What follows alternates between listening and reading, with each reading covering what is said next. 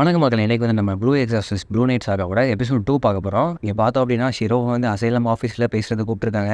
நீ அடிக்கடி பாஸ்டன் தப்பிச்சு போயிருவாமே கேள்விப்பட்டேன். யாருக்கும் தெரியாமல் ஸ்டம்ஸில் கூட ஒரு வீடு கட்டி ஒளிஞ்சிருந்தேன்னு கேள்விப்பட்டேன். இந்த மாதிரி ஃபஸ்ட் டைம் பண்ணுற ஒரே சப்ஜெக்ட் வந்து நீ தான் அப்படின்னு சொல்கிறான். உன்னோட இடத்துல வந்து 30,000 எண் வந்து கண்டுபிடிக்கப்படுது. அந்த காசெல்லாம் உனக்கு எப்படி வந்தது?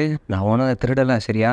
நான் வந்து ஒரு சில பார்ட்ஸ் எல்லாம் வித்துட்டு சின்ன சின்ன வேலையெல்லாம் பார்த்து சம்பாரிச்சேன். அது உனக்கு ரொம்பவே கஷ்டமாக இருந்திருக்குமே. நீ வந்து ஒரு குட்டி பையன் தான். இந்த உலகம் வந்து ரொம்ப மோசமானது. அதனால இந்த அசைலம்லேயே நீ போயிட்டா இருந்துட்டு அப்படின்னா உனக்கு ரொம்ப நல்லது. ஆமாம், இந்த உலகம் வந்து ரொம்ப மோசமானது தான். ஆனால் இந்த அசைலத்தை கம்பேர் பண்ணால் அது ஒன்றும் அவ்வளோ மோசம் இல்லை. என்கிட்ட நிறைய காசு இருந்தது. நான் வந்து தப்பிச்சு ரொம்ப தூரம் தள்ளி போய் ஃப்ரீயாக இருக்கலான்னு பார்த்தேன். நான் வந்து என்ன மாதிரியே இருக்கிற மக்கள் இருக்கிற ஊரில் வாழணும்னு நினச்சா, வெளி உலகத்தையே பார்க்காம இருக்கணும்னு நினச்சா, அதுக்கு பேசாமல் நான் செத்தே போயிருவேன். அந்த பாஸ் வந்து சொல்லிடுறான், எனக்கு எல்லாம் புரியுது. அப்படின்னா நீங்கள் என்னை கொல்ல போறீங்களா? சேச்சா அதெல்லாம் பண்ண மாட்டோம் அப்படின்னு அவன் சொல்லிடுறான். அப்படின்னா அந்த அசைலத்துக்கு நீங்கள் டேரக்டர் இல்லை மெஃபிஸ்டோ அப்படின்னு கேட்குறான். எனது நான் டேரக்டர் அப்படின்னு சொல்லிட்டு அவன் பயங்கரமாக சிரிக்க ஆரம்பிச்சிட்டான். நீ என்ன சொல்ல போகிற அப்படின்னு வெயிட் பண்ணிட்டே இருந்தேன். நீ வந்து ரொம்ப இன்ட்ரெஸ்டிங்காக இருக்கு அப்படின்ட்டு பயங்கரமாக சிரிக்க ஆரம்பிச்சிட்டான். அப்படின்னா அவனுக்கு ஏன் இன்ட்ரெஸ்ட் இருக்கா மெஃபிஸ்டோ?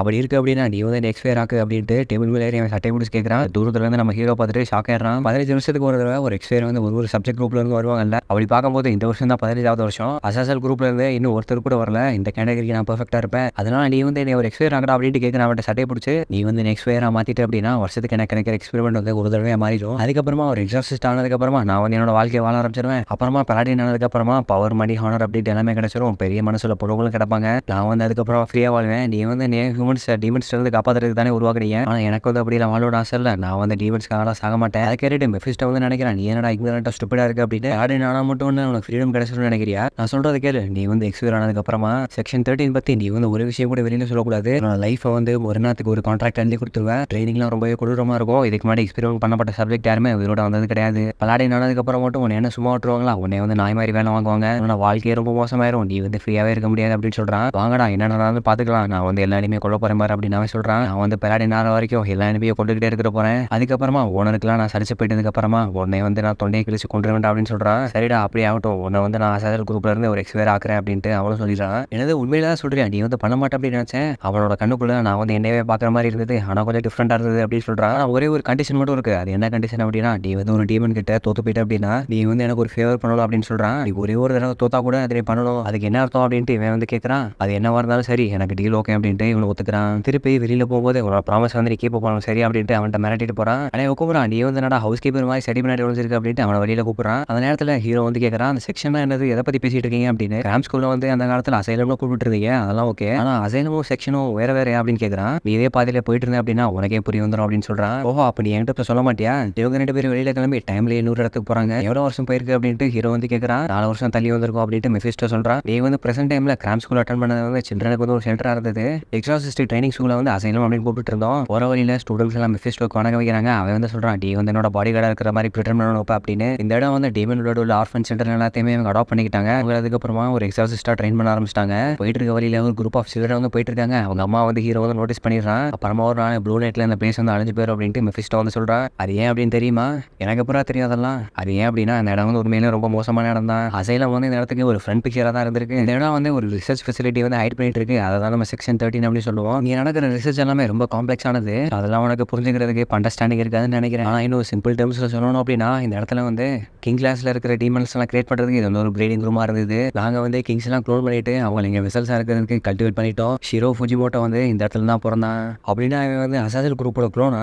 அவளை தான் நம்ம கிங் ஆஃப் ஸ்பிரிட்ஸ் அப்படின்னு சொல்லுவோம். ஃபிஸ்ட்டை வந்து இந்த மாதிரி நிறைய லைவ் எக்ஸ்பெரிமெண்ட் எல்லாம் பண்ணா டீமன்ஸ்க்கு வெசல் கிரியேட் பண்றதுக்கு. அதே மாதிரி எங்க அப்பாவும் இதுல ஒன் ஆஃப் த சப்ஜெக்டா இருந்தாரு. இவங்க வந்து இப்போ பயங்கரமா கோவம் வந்துருது. பண்ணி தான் எளிமையாடா அப்படின்னு கேட்கறான். இதெல்லாம் எதுக்குடா பண்ண அப்படின்னு கேட்கறான். இது எல்லாமே லூசிஃபருக்கு தான் பண்ணேன். இங்க இருக்கிற சப்ஜெக்ட் ரிசர்ச் எல்லாமே லூசிஃபர் வந்து ரெக்கவர் ஆகிறதுக்கு கொஞ்சம் டைம் ஆகுறதுக்கு தான். அவங்க வந்து பேசிக்கிட்டே போயிட்டு இருக்காங்க. அப்போ வந்து மெஃபிஸ்டோ சொல்றான், என் கூடயே ஷோல்டர் டிஸ்டன்ஸ்ல பின்னாடி வா, கையை வந்து பின்னாடி வச்சுக்கோ அப்படின்னு சொல்றான். எந்த ஒரு வார்த்தையே பேசாம என் பின்னாடி வா அப்படின்னு சொல்றான். பெரிய டோர் நூல் திறக்குது. உள்ள பார்த்தோம் அப்படின்னா லூசிஃபர் மேல எக்ஸ்பெரிமெண்ட் தான் பண்ணிட்டு இருக்காங்க. மெஃபிஸ்டோ வந்து சொல்றான், நான் லேட்டா வந்ததுக்கு ரொம்ப அப்பாலஜைஸ் பண்றேன். எக்ஸ்பெரிமெண்ட் பண்றதுக்கு நீங்க ரெடியா?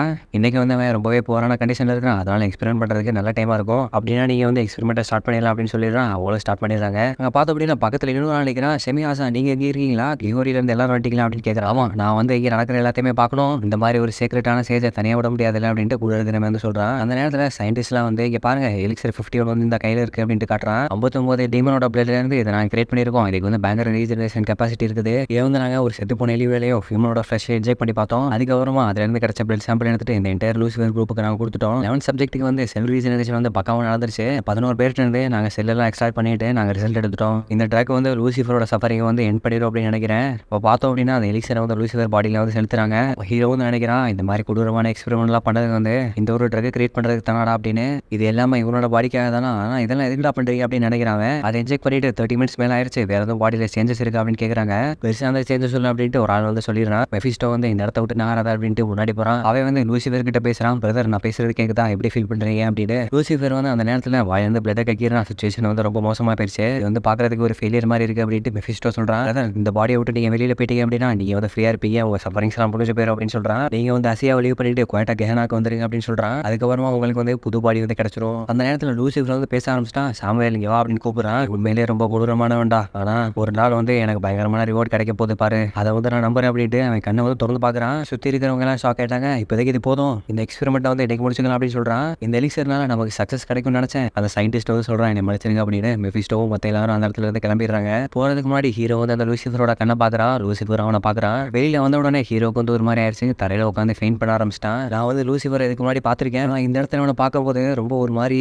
அப்படின்னு சொல்ல வரான். நீ வந்து அதை ஃபீல் பண்ணியா, இவனோட கோவத்தை நான் ரிலீஸ் பண்ண அப்படின்னா என்ன ஆகும் அப்படின்னு. எனக்கு புரியுது, எல்லாமே இப்போ புரியுது, இதுதான் காரணமா அப்படின்ட்டு ஹீரோ வந்து சொல்கிறான். அந்த நேரத்தில் இன்னொரு சயின்டிஸ்ட் குரூப் வந்து வந்துடுறாங்க. ஹீரோ வந்து கூட்டிகிட்டு வராங்க. அவங்க உனக்கு இன்னைக்கு ஆனுவல் டே எக்ஸ்பெரிமெண்ட்டுக்கு ஹீரோ வந்து நினைக்கிறான் ஏன்னா அவன் திடீர்னு பெருசாயிட்டா அப்படின்னு. நீ வந்து ஒரு நல்ல எக்ஸ்பயராக இருக்கு அப்படின்ட்டு கேள்விப்பட்டேன், சீக்கிரமா நீ வந்து ஒரு எக்ஸாசிஸ்ட் ஆகும் அப்படின்னு நம்புறேன். மெஃபிஸ்டோ வந்து சொல்கிறான் 4 வருஷம் ஆச்சு, இருந்தாலும் வேணும் செக்ஷன் 13 ஒரு சப்ஜெக்டாக தான் இருந்திருக்கான். லூசிஃபர் வந்து கிவ் பண்ணவே மாட்டான் ஒரு பெர்ஃபெக்டான பாடி கிடைக்கிற வரைக்கும். முதல்ல வந்து நாங்கள் நிறைய க்ளோன்ஸ் கிரியேட் பண்ணோம் லூசிஃபரோட பாடி வெசலாக இருக்கிறதுக்கு, ஆனால் அது எதுவுமே சரியாக போகல. அதுக்கப்புறமா எம்னிஸ்கோ தான் சஜஸ்ட் பண்ணா அந்த மாதிரி ஒரு எலிக்சர் கிரியேட் பண்ணலாம் இமார்டாலிட்டிக்கு அப்படின்னு. அந்த எலிக்சர் கிடைச்சதுக்கு அப்புறமா யாரை வேணா வெசலாக யூஸ் பண்ணலாம் அப்படின்னு நினைச்சான். ஆனால் அந்த எலிக்சர் வந்து க்ளோன்ஸுக்கு ஒரு நைட் மேரா முடிஞ்சிருச்சு. அவங்க எல்லாருமே பயங்கரமாக சித்திரவதை பண்ணப்பட்டாங்க. ஹீரோ வந்து பெட்டில் படுத்துருக்கிறான். கோரோ நீ இன்னும் உயிரோட தான் இருக்கியா, இப்பரா இருக்கு அப்படின்னு கேட்குறான். கோரோவால் எதுவுமே பேச முடியல, அவன் வந்து ஏதோ பேச ட்ரை பண்ணுறான், உளறிக்கிட்டே இருக்கிறான். அந்த எக்ஸ்பெரிமெண்ட்டில் சர்வே ஆனவங்க எல்லாருமே மென்டலி எஃபெக்ட் ஆயிட்டாங்க. இந்த இடத்துல தான் ஹீரோ ஃபுஜிமோட்டோ வந்து பிறந்தான் அப்படின்ட்டு ஒரு லாபம் வந்து காட்டுறான். ஹீரோ வந்து மனசுக்குள்ளே நினைக்கிறான் இந்த இடத்த விட்டு நான் உயிரோட போக வேண்டாம் அப்படின்னு. ஹீரோ வந்து இப்போ பயங்கரமாக கோமாயிட்டான். இதை விட்டா வேறு வழியே கிடையாதா அப்படின்னு. இந்த உலகத்தை காப்பாற்றுறதுக்கு இதுதான் ஒரே வழியாக இருந்தால் என்ன பண்ணுவேன், எனக்கு ஒன்றுமே புரியலடா அப்படின்ட்டு ஹீரோ வந்து கடுப்பாயிட்டான். என்னால் புரிஞ்சுக்க முடியல நீ எப்படி ஃபீல் பண்ணுற அப்படின்னு. ஏன் ஆஃப்டர் ஆல் நான் வந்து ஒரு டீமன் தானே. ஹீரோ வந்து ரொம்ப கோமாயிட்டு அந்த இடத்த விட்டு கிளம்பிட்டான். என்னடா அதுக்குள்ள ஓடி போகிறேன், ஆமாம் இங்கே நடக்கிறதெல்லாம் பார்த்துக்கிட்டு என்னால் பொறுத்துக்கிட்டு இருக்க முடியல அப்படின்ட்டு ஹீரோ வெளியில் போயிடுறான். தனியாக காட்டுக்குள்ளே வந்து தேவை நினைக்கிறான். இதெல்லாம் நான் பார்க்கணும்னு நினச்சி கூட பார்க்கல, இங்கே நடக்கிற விஷயம் எல்லாமே ரொம்ப கொடூரமாக இருக்குது. திடீர்னு அவன் வந்து ரிலைஸ் பண்ணுறான் நான் எங்கடா இருக்கேன் அப்படின்ட்டு. அங்கே பார்த்தோம் அப்படின்னா ஒரு கேம்ப் ட்ரைனிங் நடக்குது. அங்கே அந்த டெல் மாஸ்டர் வந்து சொல்கிறான் இன்னைக்கு வந்து நம்ம ஒரு என்கிட்ட வந்து எக்ஸசைஸ் பண்ண போகிறோம் அப்படின்னு. இவங்க எல்லாருமே ஆல்ரெடி ஈவில் கோஸ்டோட ஃபியூஸ் ஆனவங்க, எல்லாருமே ஒரு விக்டிம் தான், ஆனால் இவங்க எல்லாருமே ஹைலி டேஞ்சரான டீமனு. எல்லாரும் ரெடியாக இருக்கீங்களா அப்படின்னு கேட்குறான். அவங்களும் எஸ்ஆர் அப்படின்னு சொல்லிடுறாங்க. பார்த்தோம் அப்படின்னா ஹீரோட அம்மா இருக்கிறத வந்து அவன் நோட்டீஸ் பண்ண போன தடவை பார்த்ததை விட அவங்க ரொம்ப வளர்ந்துட்டாங்களே. இப்போ அவர் வந்து அனௌன்ஸ் பண்ணுறாரு எக்ஸாசிஸ்டும் எக்ஸ்பயரும் பெர்ஃபார்ம் பண்ணும்போது பேஜஸ்ல அவங்களை பின்னாடி பேக்கப் பண்ணணும் அப்படின்னு. நம்ம வந்து என்டெல்லாம் சரௌண்ட் பண்ணிட்டு அவங்களை டார்ச்சர் வச்சு வீக்கன் பண்ணிடலாம். அந்த நேரத்தில் ஹீரோட அம்மா வந்து சொல்கிறாங்க இதான் என்னோட ஃபர்ஸ்ட் பேட்டில் அப்படின்னு. இந்த தடவை நான் எதுவும் முட்டாள்தனமாக மிஸ்டேக் பண்ணிடக்கூடாது அப்படின்னு சொல்கிறாங்க. யூரி நான் அட்டாக் பண்ணும்போது என் வழியில் வராது அப்படின்னு சொல்கிறான். அந்த நேரத்தில் டார்ச் வந்து ஒருத்தன் லைட் பண்ணுறான். யூரி வந்து ரொம்ப காம்படிட்டனால நான் உன்னை பற்றி தான் ரொம்ப கவலைப்படுறேன் ஜெனி அப்படின்னு சொல்கிறான். நான் சொன்னேன் நீ வந்து எப்பயுமே யூரிக்கு தான் ரொம்ப ஃபேவர் பண்ணுறேன் அப்படின்னா நான் உங்ககிட்ட நைஸாக இருக்கேன் ஜெனி அப்படின்ட்டு அவ சொல்கிறான். எங்கே பாருங்க எக்ஸாசிஸ்ட்லாம் வந்துட்டாங்க அப்படின்ட்டு க்ரௌடில் ஒருத்தி கத்துறான். யார் வந்திருக்குது அப்படின்னு பார்த்தோம்னா ஹீரோ வந்து வந்திருக்கான். ஹீரோட அம்மா வந்து கத்த ஆரம்பிச்சிட்டாங்க. ஹீரோ இங்கே போடுறா அப்படின்னு அவகிட்ட போய் ஓடி போகிறாங்க. என்ன ஞாபகம் இருக்கா, நான் வந்து யூரி 5 வருஷத்துக்கு முன்னாடி நம்ம பார்த்தோமே. அவன் வந்து சொல்லிடுறான் என்கிட்ட இந்த மாதிரிலாம் பேசாதே அப்படின்ட்டு அங்கேருந்து கிளம்பிடுறான். நீ மறந்துட்டியாடா, ஞாபகம் இல்லையா, ஜெனியோட ஃப்ரெண்ட்ஸ் எல்லாம் கேட்குறாங்க யார் போய் யார்கிட்ட பேசிட்டு இருக்கா ஒன்றுமே புரியலையே. இவன் தான் ஹீரோவா, பார்க்கறதுக்கு ரொம்ப அழகாக இருக்கானே, பேஜஸ் உங்களோட பொசிஷன்லாம் எடுத்துக்கோ அப்படின்ட்டு அனௌன்ஸ் பண்ணுறாங்க. நம்ம வந்து ரூட்ஸ் எல்லாம் வீக்கன் பண்ணதுக்கு அப்புறமா அதோட ஹெட்ல இருக்கிற ஹார்ட்டை வந்து நம்ம ஸ்ட்ரைக் பண்ண போகிறோம், அதனால யாருமே கிட்ட போயிடாதீங்க அப்படின்னு சொல்கிறாங்க. அந்த நேரத்தில் மரத்துக்கெல்லாம் உயிர் வந்துருச்சு. இதுதான் அப்படின்ட்டு எல்லாரும் கேட்குறாங்க. என்னடா அது இவ்வளோ பெருசாக இருக்குது அப்படின்னு நினைக்கிறாங்க. அந்த நேரத்தில் எக்ஸாசிஸ்ட் எல்லாம் சொல்கிறாங்க அட்டாக் பண்ணுங்க அப்படின்னு. அப்படியே ரூட்ஸுக்கெல்லாம் பயங்கரமாக கேர்ஃபுல்லாக தீ வைங்கடா அப்படின்னு சொல்கிறாங்க. அந்த ரூட்டு பார்த்தோம் அப்படின்னா அவங்க தீ வைக்கிற நேரத்தில் அவங்க எல்லாத்தையும் அடிச்சு போட்டுருது. அப்படியே ரூட்ஸு கிட்ட ரொம்ப க்ளோஸாக போகாதீங்கடா அப்படின்ட்டு ஹீரோ வந்து என்ன பண்ணுறான் அப்படின்னா ஒரு ஹோலி ஆயில் அப்படின்ற ஒரு பாம் மாதிரி இருக்குது, அதை வந்து ட்ரீ கிட்ட தூக்கி போட்டுறான். அவன் வந்து ட்ரீ கிட்ட வேகமாக ஓடி போயிட்டு ஒரு பிரான்ச்சை வந்து வெட்டிடுறான். என்னடி ஆச்சுங்க என்ன நடந்தது அப்படின்னு கேட்குறா. ஒரு எக்ஸ்வேரை வந்து ட்ரீயை தனியாக அட்டாக் பண்ண போயிட்டாண்டி. யாராவது ஹீரோவா அவன் லூஸா பைத்திய மாதிரி போயிட்டு இருக்கான் அப்படின்னு நல்லா பேசிக்கிறாங்க. நேரத்தில் ரூட்ஸ் எல்லாமே வேலை செய்யாமல் போயிடுச்சு, இப்போ அட்டாக் பண்ணுங்க அப்படின்ட்டு இந்த கமாண்டர் வந்து சொல்கிறான். அங்கே எல்லாருமே ஃப்ளேம் த்ரோவர் வச்சுட்டு ரெடியாக அதை டாஸ் பண்ணிடுறாங்க. அந்த நேரத்தில் ஹீரோ வந்து இன்னொரு ஒரு ஆயிலை வந்து எடுத்து அதை வாய்க்குள்ள போட்டுறான். அந்த ட்ரீ வந்து பார்த்தோம் அப்படின்னா உள்ளே வெடிச்சு செதறிடுச்சு. யாரா அவன் சூப்பராக சண்டை போடுறான் அப்படின்ட்டு எல்லாரும் பேசிக்கிறாங்க.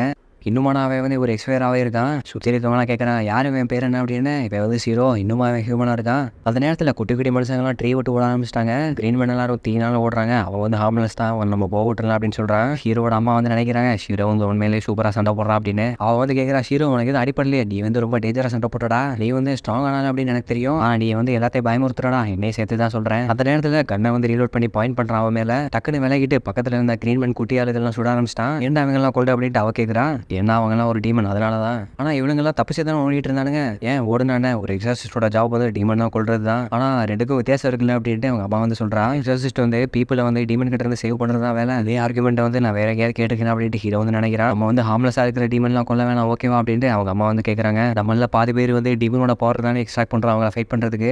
நீ உண்மையில தான் சொல்றியா இல்லை ஜோக் பண்ணுறியா? இப்படி இருந்தேன் அப்படின்னா நீ வந்து சீக்கிரமே செத்துருவேன். உன்ன மாதிரி ஆளுகளை தான் எனக்கு சுத்தமாக பிடிக்காது அப்படின்னு சொல்லிட்டு போயிடுறான். கேம்பில் எல்லாரும் கூப்பிட்டுறாங்க, வாங்க நம்ம ரீக்ரூப் பண்ணலாம் ஒன்றா போயிடலாம் அப்படின்னு. ஹீரோ வந்து நினைக்கிறான், அப்பா நீ வந்து ஒரு பேட் டெம்பரான ஆள் கூட கிடையாது, நீ வந்து ரொம்ப மோசமான இருக்கியாடா அப்படின்னு. திடீர்னு பின்னாடி திரும்பி பார்க்குறேன், என்னடா அது அப்படின்னு. அங்கே பார்த்தோம் அப்படின்னா ப்ளூ கலரில் ஃப்ளேம் இருக்குது. ஹீரோ வந்து சொல்கிறான், சாத்தா நீங்கள் வந்துருச்சா அப்படின்னு. இதோட எபிசோட் வந்து முடிஞ்சிருச்சு. அடுத்த என்ன நடக்குது அப்படின்ட்டு அடுத்த எபிசோடில் பார்க்கலாம்.